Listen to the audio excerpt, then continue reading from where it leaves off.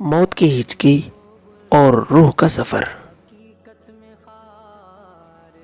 موت وہ واحد حقیقت ہے جو ہر ذی روح کے مقدر میں لکھی جا چکی ہے، مگر سب سے زیادہ ہولناک اس کی سکرات یعنی روح نکلنے کا لمحہ ہے۔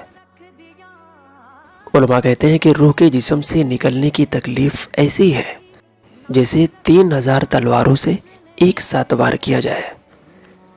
سوچو، صرف ایک بار مرنا ہے، مگر وہ ایک لمحہ عقل، طاقت، آواز، فہم سب کچھ بے بس ہو جاتا ہے۔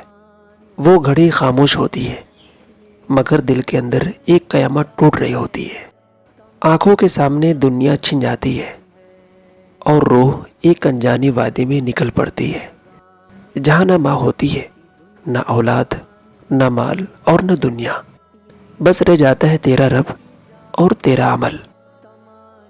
تو اے نفس، کس بات پر غرور ہے اور کس دولت پر ناز ہے، کس اختیار کی رٹ ہے؟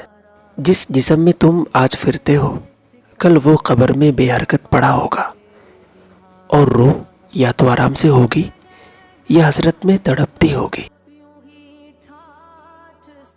اے مالک، جب ہماری روح نکلے تو وہ لمحہ ہمارے لیے آسان فرمانا، ہمیں ایمان پر موت دینا، اس حالت میں کہ زبان پر لا الہ الا اللہ ہو اور چہرہ نور سے چمکتا ہو۔